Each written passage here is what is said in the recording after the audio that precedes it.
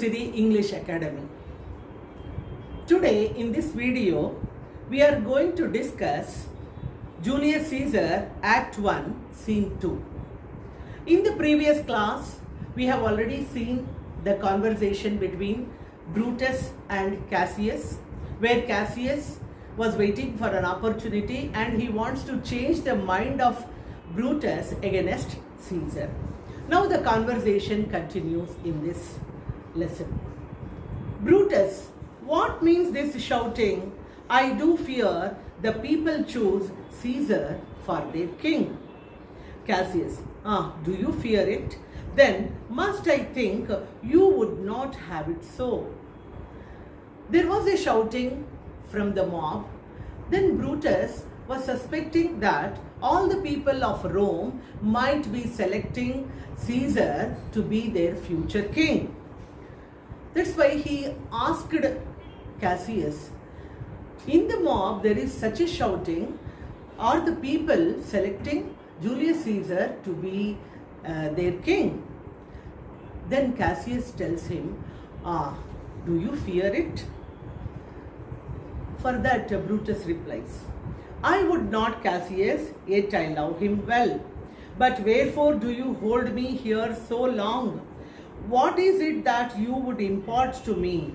If it be aught toward the general good, set honor in one eye and death eye the other, and I will look on both indifferently. For let the gods so speed me as I love the name of honor more than I fear death. Brutus tells Cassius, no, I am not afraid that Caesar would become the king. I love Caesar, but still, due to the conditions which are prevailing in Rome, if you set honor in one eye and death in the other, I look both of them indifferently. So Brutus says, for me honor is more than anything else in this world, and to protect my honor I would be ready to die also.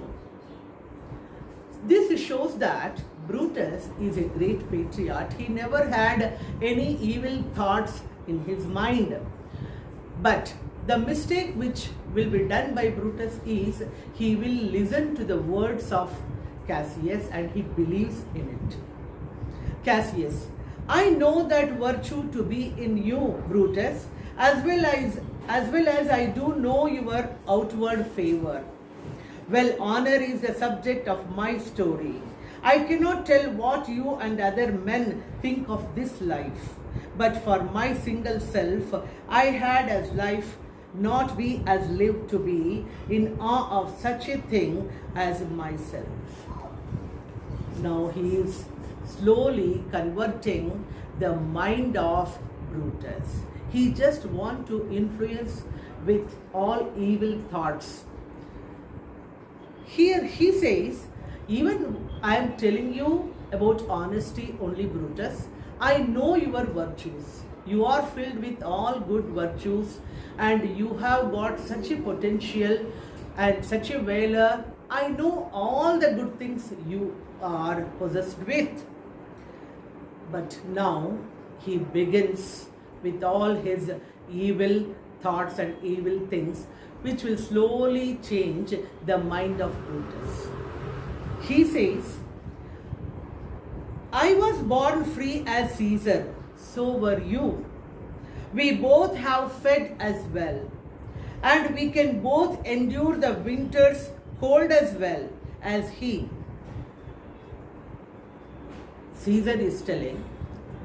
Cassius is telling Brutus, in what way Caesar is great?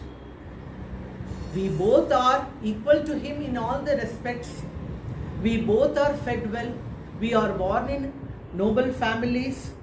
And we can both endure the winter's cold equally like Caesar. In what way we are less than Caesar? You tell me, Brutus. Like that he is questioning Brutus. To prove that he is superior than Brutus, he gives different instances. He tells, For once upon a raw and gusty day, the troubled Tiber chafing with her shores, Caesar said to me, Dearest thou, Cassius, now leap in with me into this angry flood, and swim to your yonder point upon the word. Accoutred as I was, I plunged in and I bade him to follow. So indeed he did. The torrent roared and we did buffer it with lusty sinews, throwing it aside and stemming it with the hearts of controversy. But ere we could arrive the point proposed, Caesar cried, Help me, Cassius, or I sink. I, as Aeneas, our great ancestor, did from the flames of Troy upon his shoulder the old Anchises bear, so from the waves of Tiber did I the tired Caesar. And this man now become a god. And Cassius is a wretched creature and must bend his body if Caesar carelessly but nod on him. Cassius is telling this example to prove that Caesar is a feeble man. He is a weak man, so at any point of time he cannot become the king of Rome because he is too very weak. He is not strong like Cassius or Brutus. He gives this particular example. Once when there was a very high current in the river Tiber, there was troubled water, almost it was like a flood where the waves of the river was dashing against the shore with such a force. Julius Caesar challenged me to leap into the water and to swim in that current. No doubt he too jumped into the river.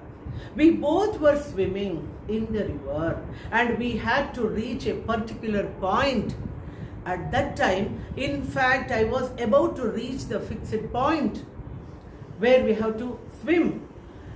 I was swimming very well with the power of my muscles, but this Julius Caesar, he started crying for help.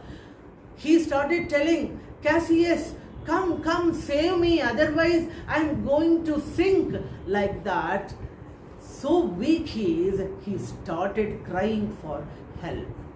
Then, at that particular moment, I was like a hero. I was like Aeneas, our great ancestor, who saved his old father Anchises from the burning city of Troy. I took Caesar onto my shoulders and I brought him. I took Caesar, I saved him from that current.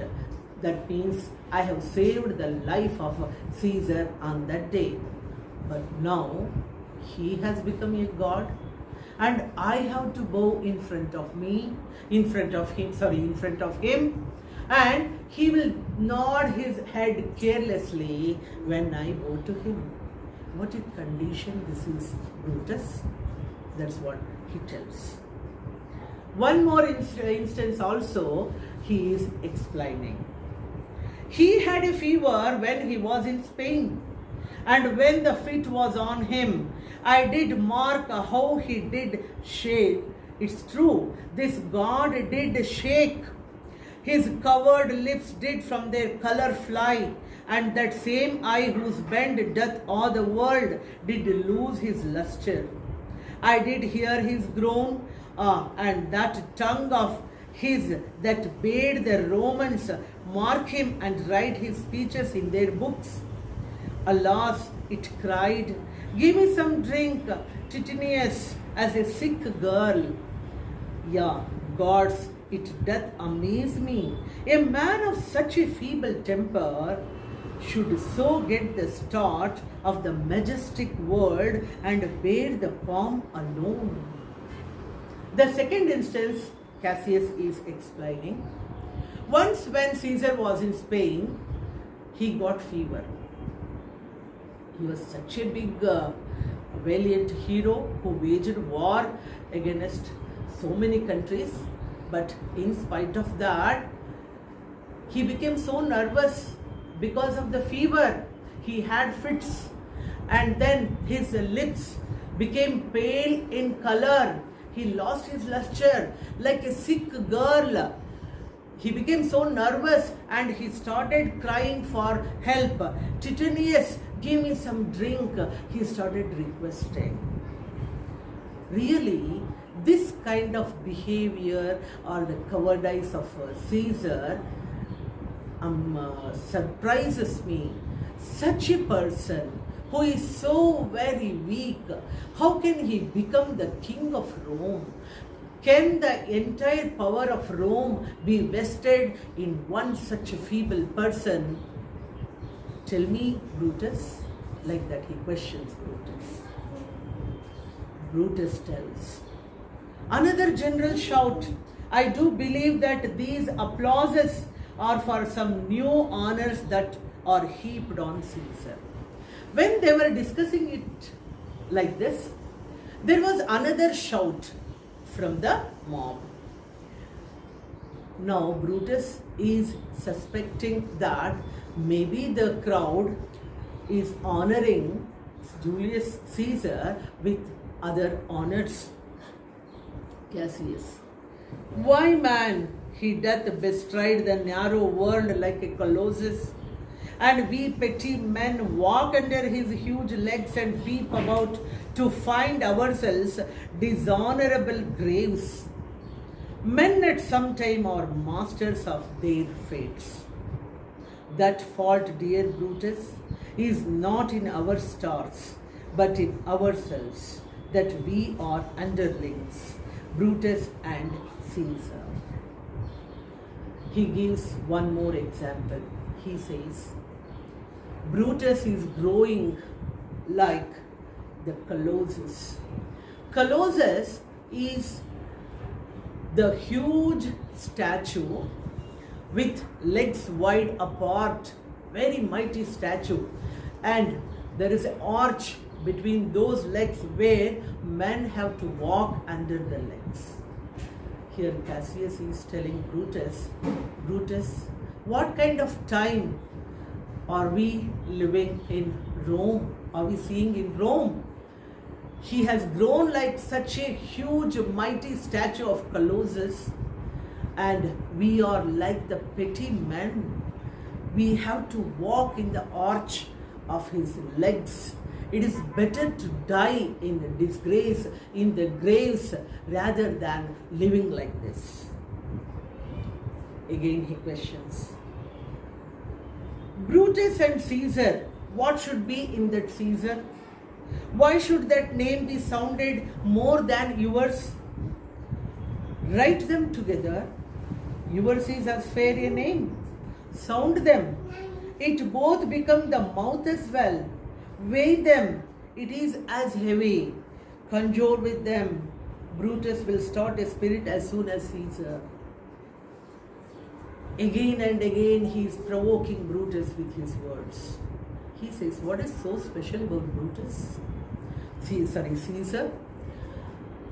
If we write the names of Brutus and Caesar, both of them are equally good.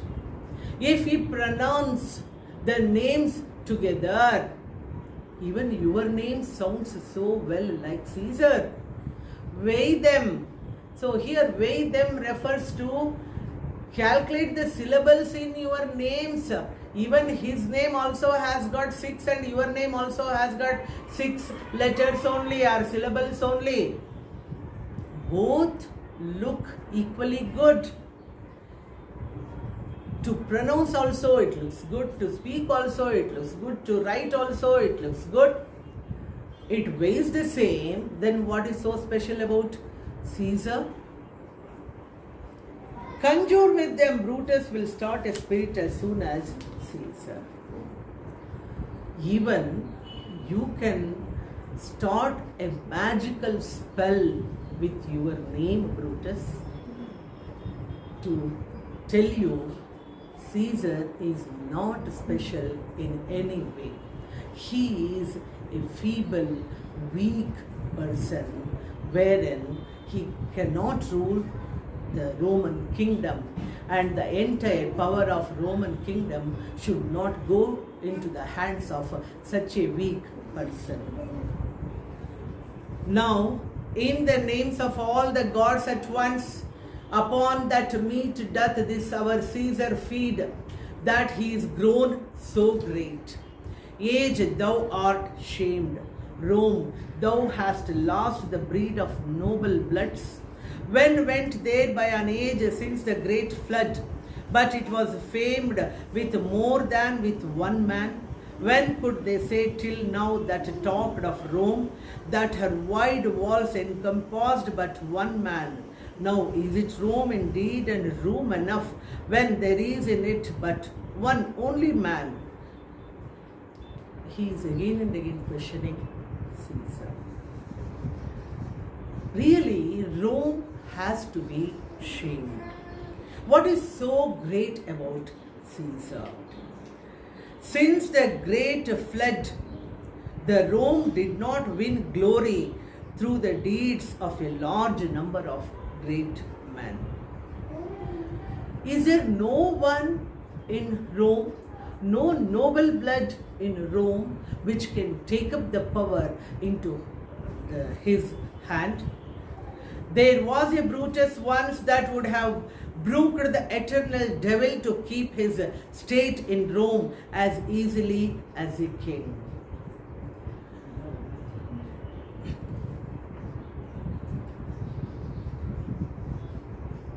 Here again he reminds, once there was a Brutus who never allowed any devil to enter the kingdom of Rome and to take the entire power into his hands. Now, where is that person? What is the condition? What is the sad condition of the Rome has become? There is no one to take care of Rome. Brutus. That you do love me, I am nothing jealous. What you would work me to, I have some aim. How I have thought of this and of these times, I shall recount hereafter. For this present, I would not, so with love I might entreat you, be any further moved. What you have said, I will consider. Brutus slowly he is slowly accepting the words of Cassius. I know very well that you are not jealous of me. You have great love for me. But I need some time to think about it. And I shall recounter hereafter. See, whatever words you have told me, I will be just recountering all those words. What you have said, I will consider. And find a time, both meet to hear and answer such high things. Till then, my noble friend, chew upon this. Brutus had rather be a villager than to repute himself a son of Rome. Under these hard conditions as this time is like to lay upon us.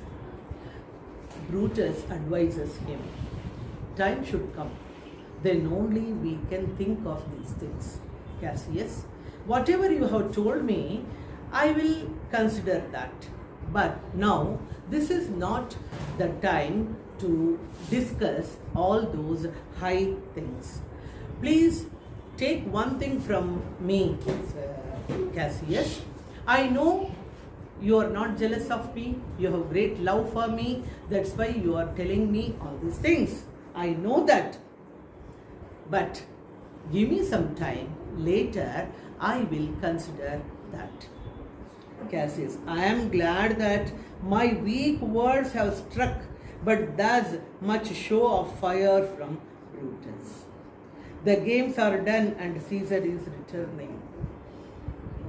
Cassius is very happy, at least this much response I am getting it from Brutus. My words have some kind of influence on Brutus. Brutus tells Cassius, the games are already over because it was Lupercal festival, the holy chains and other things were there. So Brutus is reminding Cassius, the games are over, he is returning now.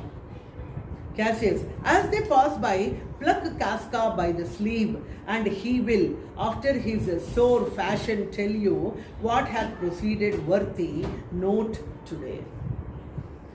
Cassius is suggesting Brutus. After this procession gets over, when all of them are moving, Casca also will be moving along with them. Just pull out Casca from the crowd. He will give you all the details. Every detail what is happening today will be narrated to you in his own style by Casca, so that we can know what has happened today in the mob. Re-enter Caesar and his followers. Now on the stage, we are going to see Caesar as well as his followers.